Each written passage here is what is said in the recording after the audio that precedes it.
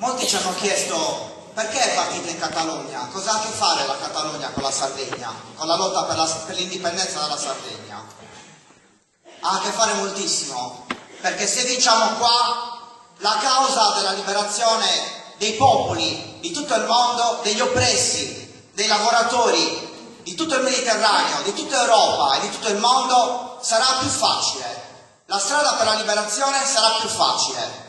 Per questo molti sardi sono venuti oggi a darvi la solidarietà e a riprenderci le strade e a stare nelle scuole e a difendere i seggi, a fare gli osservatori o entrare nelle scuole e lavorare con voi.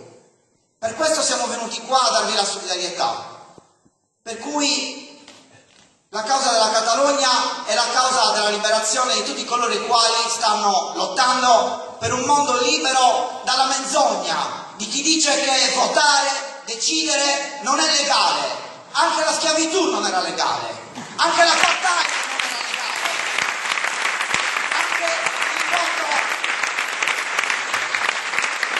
anche il fatto che le donne non potessero votare non era legale. Così come oggi non è legale la possibilità che un popolo decida di autodeterminarsi, e questa lotta noi la vinceremo insieme, oggi in Sardegna, oggi in Catalogna, domani in Sardegna, o in